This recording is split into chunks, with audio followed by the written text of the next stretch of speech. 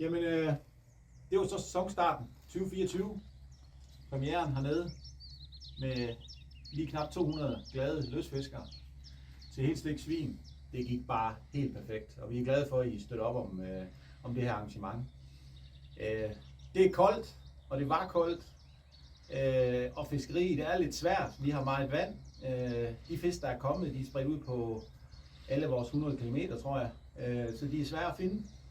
Så nu venter vi på nogle nye fisk og noget varme, og varmen den kommer i næste uge. Så nu håber vi, der kommer nogle friske fisk og noget varme, så der kan komme lidt gang i fiskeriet igen, ligesom der plejer.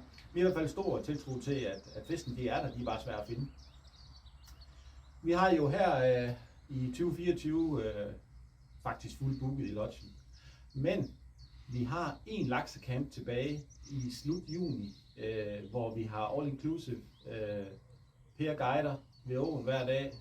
Vi laver mad her i bådhytten, hvis vejret er til det, ellers rykker vi indenfor. Der har vi lidt pladser tilbage. Dem kan I finde på vores hjemmeside under events eller arrangementer. Så gå ind og kig der, hvis der I skal have en oplevelse ud over det sædvanlige.